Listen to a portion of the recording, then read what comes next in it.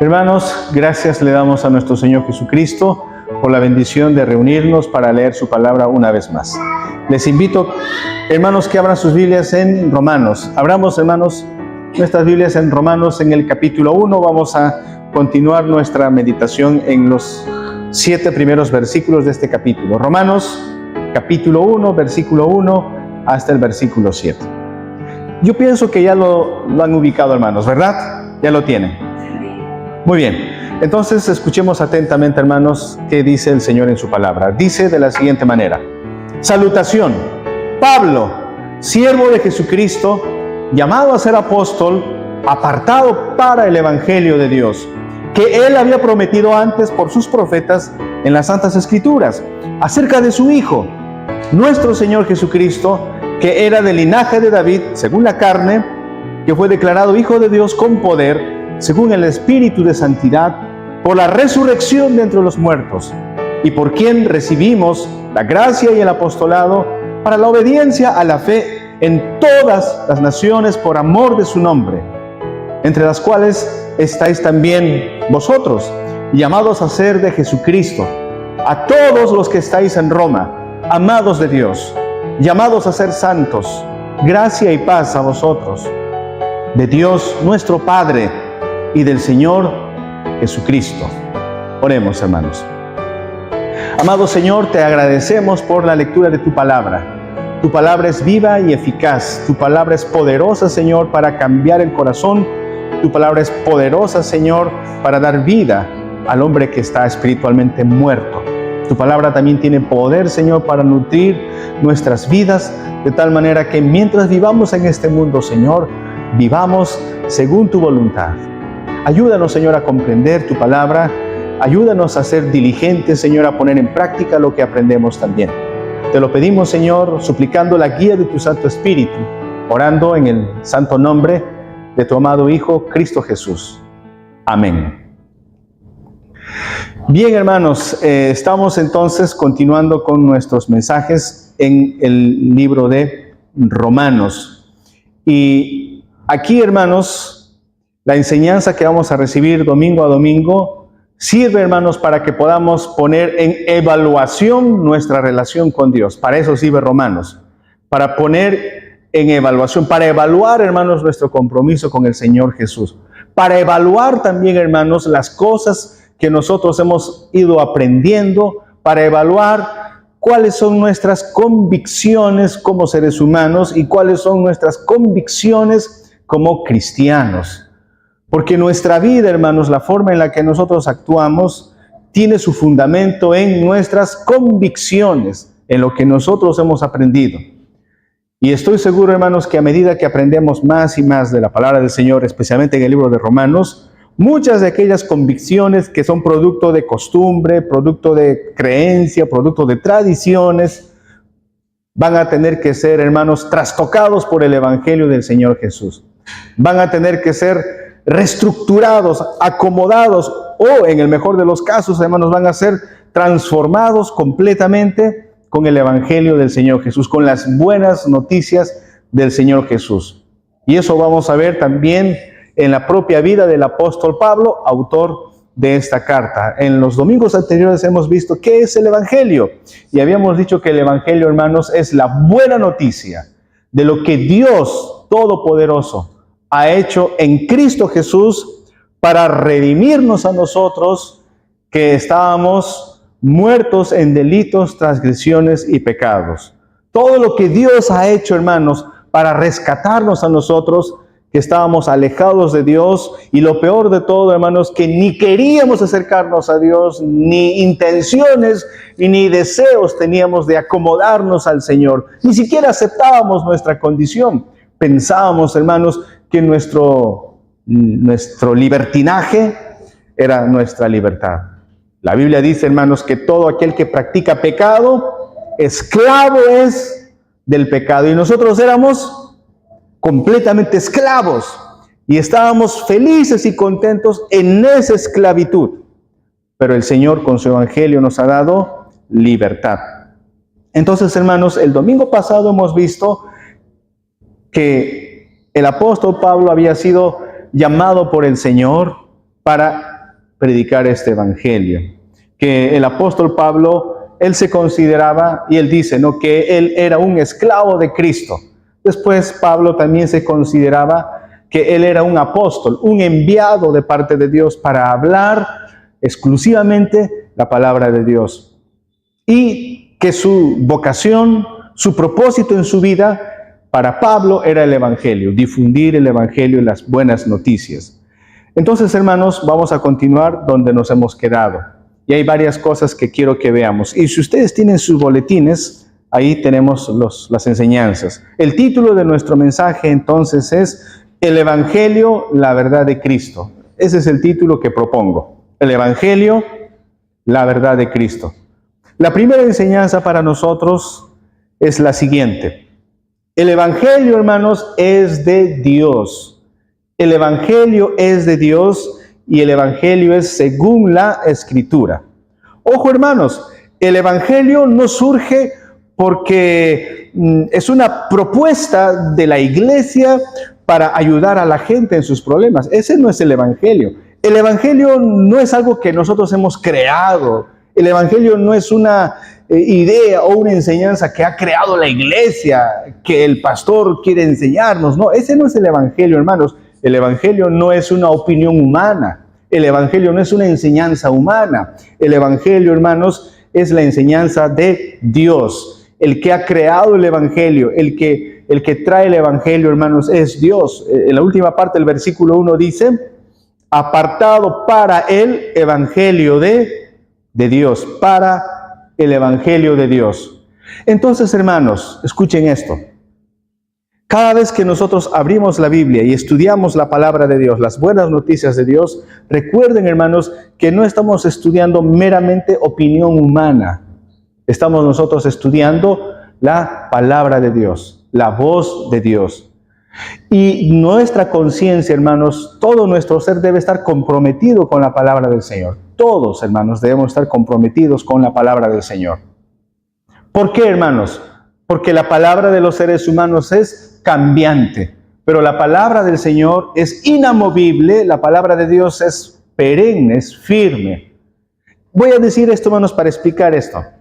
La palabra de Dios, hermanos, la verdad de Dios, en nuestra época, como en toda la época de la historia del ser humano, la verdad, hermanos, la verdad, la palabra de Dios, no es agradable a la humanidad. Al ser humano no le gusta la palabra de Dios.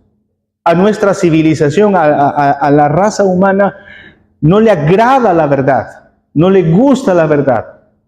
Es reacio, hermanos, a la verdad de Dios. ¿Por qué? Porque nuestra sociedad, la humanidad piensa, la palabra de Dios me va a restringir, la palabra de Dios me incomoda porque no me permite vivir según lo que me place. Yo no quiero que nadie me esté controlando. Hermanos, por esa razón, Adán y Eva, hermanos, han buscado su propia autonomía, han buscado su independencia, porque no querían estar, hermanos, dirigidos por Dios. Y en el Salmo capítulo 2, el Señor hablando dice que la gente, la humanidad, dice de la siguiente manera, rompamos sus ligaduras, rompamos, no queremos estar bajo el gobierno de Dios. Entonces, hermanos, la humanidad ama la independencia, no quiere sujetarse a Dios. Por esa razón le incomoda la verdad de Dios. Pero es esta verdad de Dios, es este evangelio de Dios, lo único, hermanos, lo único que puede salvar a la humanidad, lo único que nos puede reconciliar con Dios. Y si el ser humano desprecia el evangelio, desprecia la verdad de Dios, está despreciando su única oportunidad de ser salvo, hermanos míos. Ahora, hermanos, es cierto, el evangelio de Dios va a restringir nuestra, entre comillas, libertad.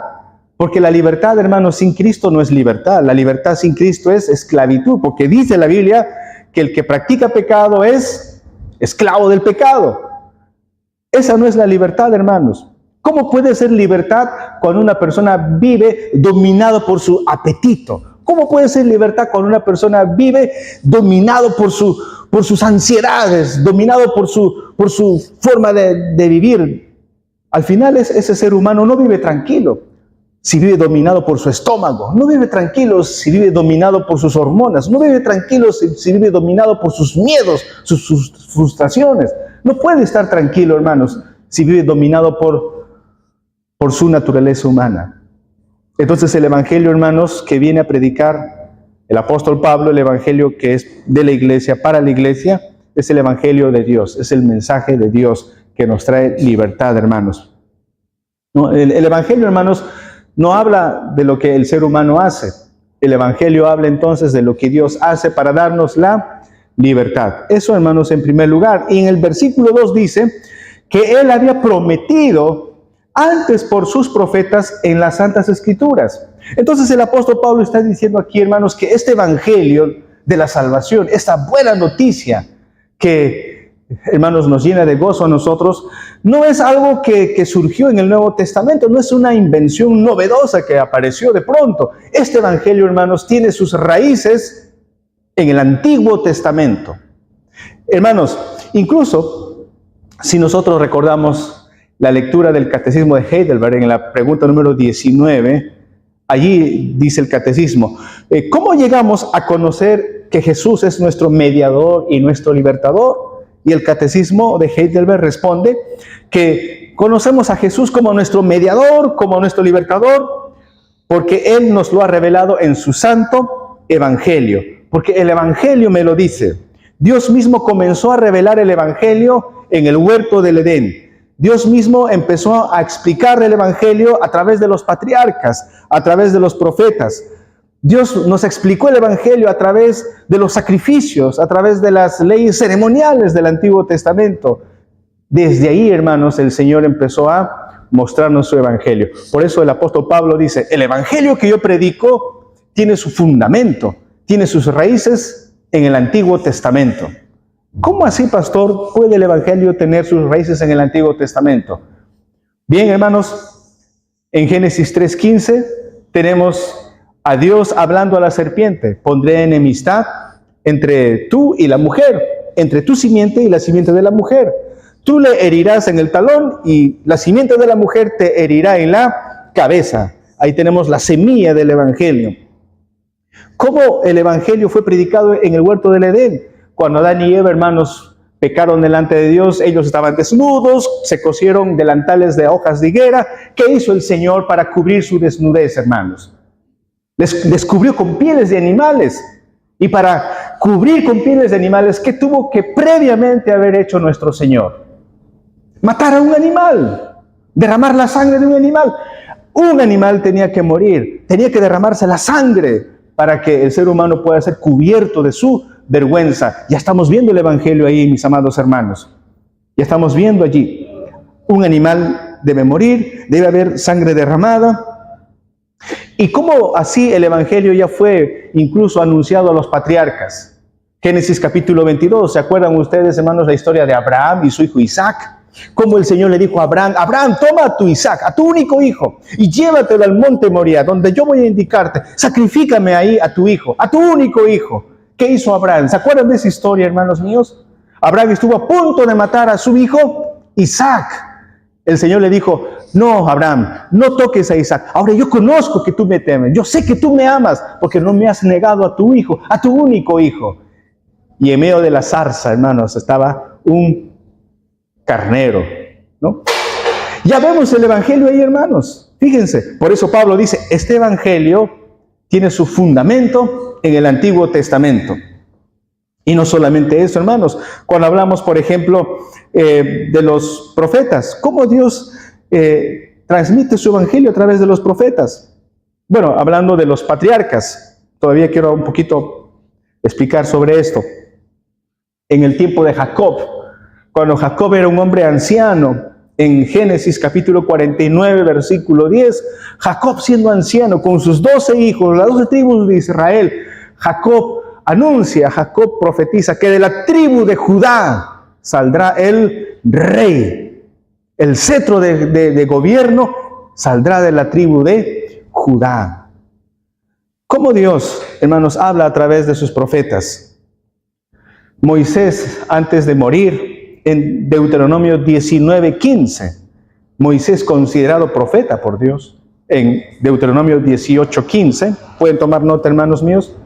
Allí Moisés, en su despedida, dijo al pueblo de Israel: Dios les levantará otro profeta, y a ese profeta ustedes seguirán y obedecerán a ese profeta. Dios les dará un profeta grande.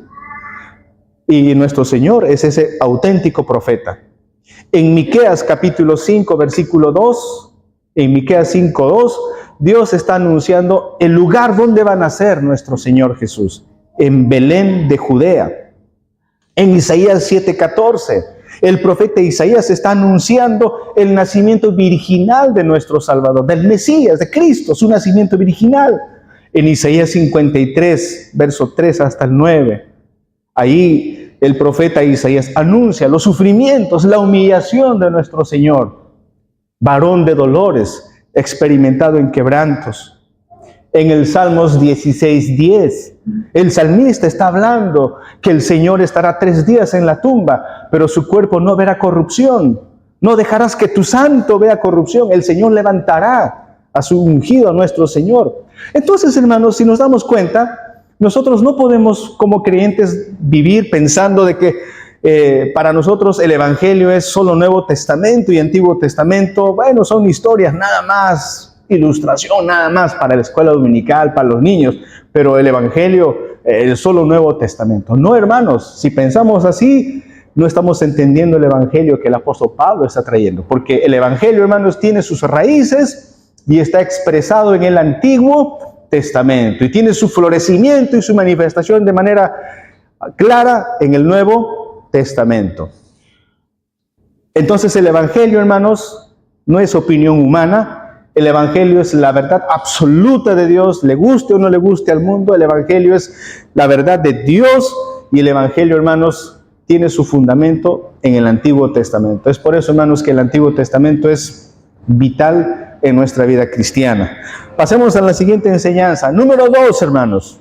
Número 2. Bueno, antes de pasar a esta enseñanza número 2, vamos a continuar con el versículo 3. ¿Qué dice el verso 3? Dice lo siguiente. Vamos a dejar que pase el carro.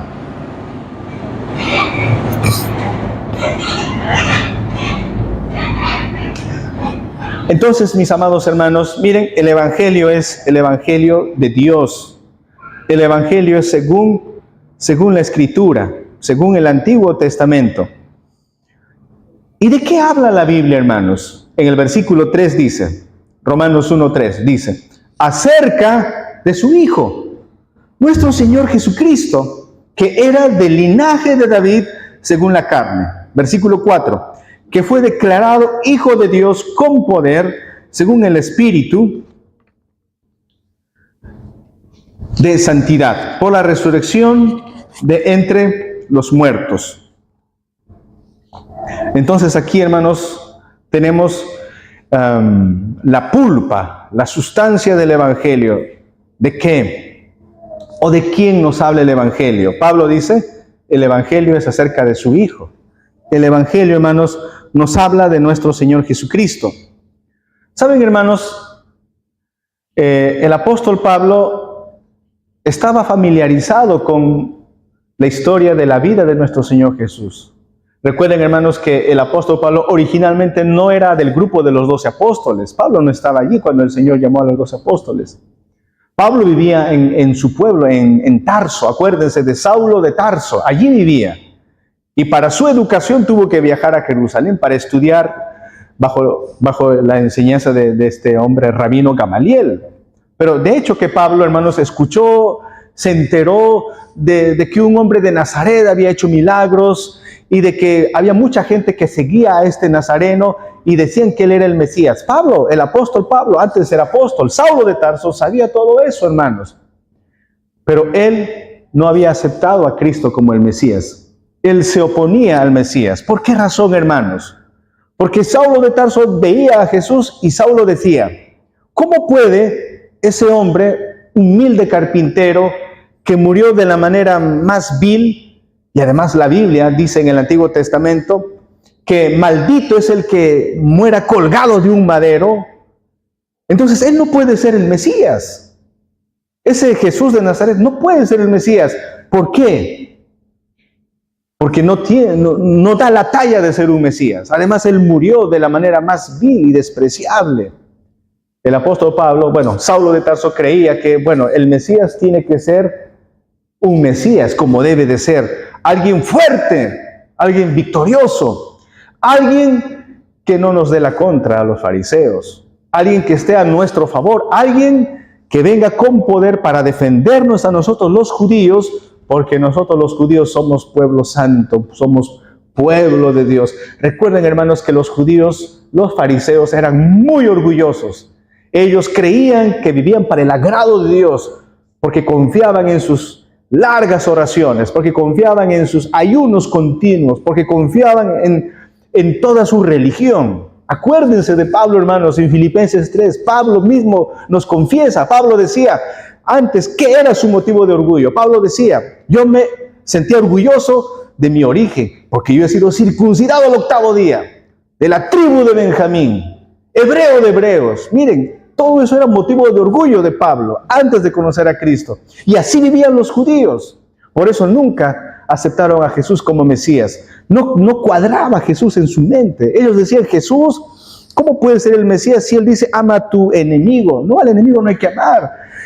Y además muere en la cruz. No, él no puede ser el Mesías. Es un farsante y tenemos que desenmascarar a Jesús y a su grupo que se llama la iglesia tenemos que desaparecer. Por esa razón, Saulo de Tarso andaba persiguiendo a la iglesia. Pero ¿qué pasó para que Saulo de Tarso cambie de opinión, hermanos? ¿Qué sucedió para que su mente cambie y se convierta, hermanos, en un siervo del Señor, siendo enemigo acérrimo? Y de pronto se convierte, hermanos, en el siervo de todo corazón de Cristo. ¿Qué pasó? ¿Por qué cambió su opinión? ¿Qué cambió? Y acá dice Pablo, acerca de su Hijo, nuestro Señor Jesús, que era del linaje de David, según la carne. Habla de su humillación. Es verdad, nuestro rey, descendiente de David, nació en un pesebre, el Señor. La humillación del Señor. Versículo 4, que fue declarado Hijo de Dios, y aquí viene, dice, con poder, según el Espíritu de santidad, por la resurrección de entre los muertos. ¿Qué fue lo que hizo que Pablo cambiara de opinión, hermanos? Dios cambió su corazón, obviamente, en el camino a Damasco, pero ¿cuál fue la enseñanza, hermanos, que cambió todo para Pablo? La resurrección de Jesús. En 1 Corintios 15, 13 en adelante, 1 Corintios 15, 13, Pablo mismo dice, si Cristo no ha resucitado, en vano estamos aquí. Si Cristo no ha resucitado, vana es nuestra fe y somos dignos de lástima. Estamos perdiendo nuestro tiempo. Hacemos el ridículo si Cristo no ha resucitado, pero Cristo sí ha resucitado. Y Pablo es consciente, Pablo dice, yo creo que Él es poderoso. Porque Él resucitó. Él venció la muerte. Y Pablo dice, al ver al Cristo resucitado, ahí recién entiendo quién soy yo. Yo, orgulloso, hebreo de hebreos, de la tribu de Benjamín. Al final yo no soy nada, yo soy un pobre miserable, ciego. Mi vida no tiene ningún valor al margen de Cristo. Cristo es suficiente para mí.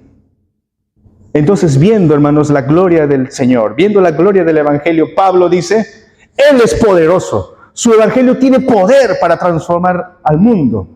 Y yo soy un hombre pobre, necesito ese poder del Señor. Yo necesito de la compasión de Cristo victorioso. Ahí cambió la opinión de Pablo, hermanos. Entonces, mis amados hermanos, ¿qué hay de nosotros? Nosotros nos congregamos domingo a domingo, a veces llegamos tarde. ¿Realmente Cristo es poderoso para nosotros, hermanos? ¿Realmente Cristo el Señor es aquel que ha llegado a nuestras vidas y está haciendo su obra transformadora en nuestros corazones, hermanos? Miren, Pablo dice, yo antes pensaba de manera distinta, pero ahora yo pienso de otra manera. Cristo está vivo. Yo no estoy siguiendo a un Dios muerto, sino a un Dios vivo. Y ahí dice en el verso 4, por la resurrección de entre los muertos. Entonces, mis amados hermanos, esta es la pulpa. El Evangelio nos habla de Cristo Jesús, que Él se humilló por nosotros, que Él murió en la cruz para rescatarnos, pero ahora, hermanos, Él está a la diestra de Dios Padre, victorioso, poderoso, y Él volverá por segunda vez, con toda su potencia, con toda su majestad y con toda su gloria. Él volverá, hermanos, Él volverá y todo ojo le verá. Y delante de Él los montes caerán, delante de Él toda rodilla se doblará, hermanos, porque nuestro Rey pronto regresará. Ese es el Evangelio, esa es la pulpa del Evangelio, hermanos. Viendo este Señor Rey glorioso, nosotros tenemos que caer de rodillas, hermanos. Nosotros tenemos que aceptar que aún nuestras buenas acciones no se comparan con el Señor, hermanos. Y si vivimos por su pura compasión. Y debemos ser sus esclavos, como Pablo era esclavo del Señor. Muy bien, entonces, eso, hermanos, en primer lugar. En segundo lugar, vemos que el Evangelio, la segunda enseñanza, el Evangelio es para las naciones y para que estas naciones obedezcan a Cristo. El Evangelio es para las naciones. En el versículo 5 dice: y por quien recibimos la gracia y el apostolado para la obediencia a la fe en todas las naciones por amor de su nombre. Aquí el apóstol Pablo, hermanos, ya está un poquito avanzando en la enseñanza y está diciendo, este evangelio no solo es para los judíos. Recuerden que los judíos eran muy nacionalistas y ellos pensaban que Dios era solo para los judíos, que el Mesías era solo para los judíos. Pero Pablo dice, no. Cristo es para todas las naciones. El evangelio es para todas las personas, de todos los pueblos. ¿Y cuál es el propósito de este evangelio para todas las personas? Dice en el versículo 5, y por quien recibimos la gracia y el apostolado para la obediencia. El propósito de este evangelio es llevar a todas las personas, ¿a qué? A la obediencia, a la fe. A la obediencia por amor a su nombre. Una cosa, hermanos, es obedecer porque, bueno, pues tengo que obedecer de mala gana, ya lo hago, pues, lo hago. Pero otra cosa muy distinta es obedecer por amor. Hermanos, hay muchas personas que dicen, no, bueno, el evangelio creo que es para la gente necesitada, creo que el evangelio es para la gente que tiene problemas psicológicos, problemas familiares, problemas de identidad. Creo que el evangelio tiene que ser algo que les motive a las personas a salir de su problema matrimonial. Creo que ese es el evangelio. Si pensamos de esa manera, hermanos, nos estamos equivocando. ¿Saben por qué, hermanos? Porque el evangelio no solamente es para que una persona salga de su problema familiar, de su problema económico, sentimental, emocional. Es mucho más que eso, hermanos. El evangelio es para que el ser humano pueda entender su condición, que está separado y apartado de Dios, y que cualquier otro problema que tenga solamente es resultado de un problema neurálgico, de un problema más crítico, que es separado de Dios. Por eso el evangelio es para todas las personas, para todas las naciones, para todas las personas, para que las personas obedezcan por amor a Cristo Jesús. Y la tercera enseñanza, hermanos, para ir concluyendo, la tercera enseñanza, el evangelio, hermanos, el evangelio del Señor es lo que define nuestra identidad. El evangelio del Señor es lo que nos enseña quiénes somos y para qué estamos aquí. Nos da nuestro sentido de identidad el evangelio del Señor. En el versículo 6 y el versículo 7 dice, entre los cuales estáis también vosotros llamados a ser de Jesucristo. Llamados a ser de Jesucristo. ¿Qué está diciendo aquí el apóstol Pablo, hermanos? Está diciéndonos sencillamente que el Señor Jesús nos llama, que somos llamados por el mismo Señor para pertenecerle a Él. Seguro que Pablo se está recordando cuando fue llamado por Jesús en el camino a Damasco. Qué manera de llamarle el Señor, ¿no, hermanos? Saulo, Saulo, ¿por qué me persigues? Así el Señor, bueno, no como a Pablo, ¿no? ¿De qué manera nos estará llamando el Señor, hermanos? Pero Él nos llama para Él. Nuestra identidad entonces está en Cristo Jesús, hermanos.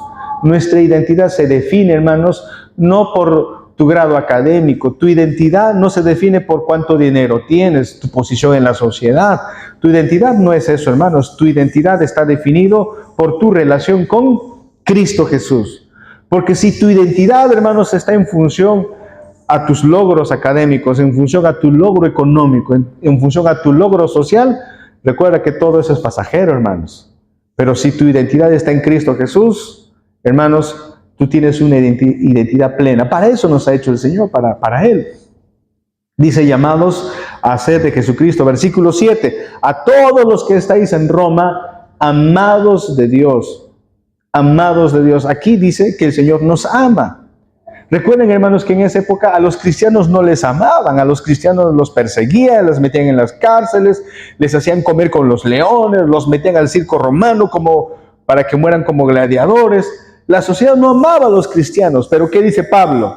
Puede que el mundo no te ame, puede que la sociedad no te aprecie. Pablo dice, pero eres amado de Dios. El Señor sí te ama, dice. Llamados a ser santos. Nuestro propósito. ¿Qué quiere Dios de nosotros? Que seamos santos. Santos. Y termina diciendo esta parte, gracia y paz a vosotros de Dios nuestro Padre y del Señor Jesucristo, del Señor, de Dios nuestro Padre. No somos huérfanos, tenemos un Padre celestial, hermanos. El Salmo dice, aunque mi padre y mi madre me dejaren, con todo me recogerás, dice, ¿no? El Señor es nuestro Padre, ¿no? Entonces, mis amados hermanos, nuestra identidad es que tenemos una familia. El Señor es nuestro Padre. Él nos ha llamado. Él nos ama. Y Él está construyendo su iglesia. Con personas perfectas, ¿no? Por eso nos llama que seamos santos, hermanos. Nos llama que seamos santos. Muy bien, hermanos míos. Entonces el Evangelio es la buena noticia que viene de parte de Dios. Nos habla de lo que ha hecho el Señor, hermanos. El Evangelio tiene su fundamento en el Antiguo Testamento. La pulpa del Evangelio es Cristo Jesús, hermanos, lo que Él hizo por nosotros, cómo se humilló por nosotros y cómo Él es exaltado. Él es poderoso, hermanos. El Evangelio, hermanos, es para todas las personas. Para todos es el Evangelio, hermanos. Para que toda la humanidad obedezcamos al Señor. Y nuestra identidad, hermanos, está en nuestra unión con Cristo Jesús. Y eso nos dice el Evangelio. Bien, vamos a orar al Señor, hermanos, para finalizar. Señor, te agradecemos infinitamente por la meditación de tu palabra. Gracias por tu santo Evangelio, Señor. Ayúdanos a vivir según lo que estamos aprendiendo. Guíanos con tu Santo Espíritu, Señor, a que estas enseñanzas no se nos olviden. Al contrario, las podamos poner en práctica. Bendice a tu iglesia, Señor. Bendice a cada hermano, a cada hermana. En el nombre glorioso de Cristo Jesús oramos. Amén.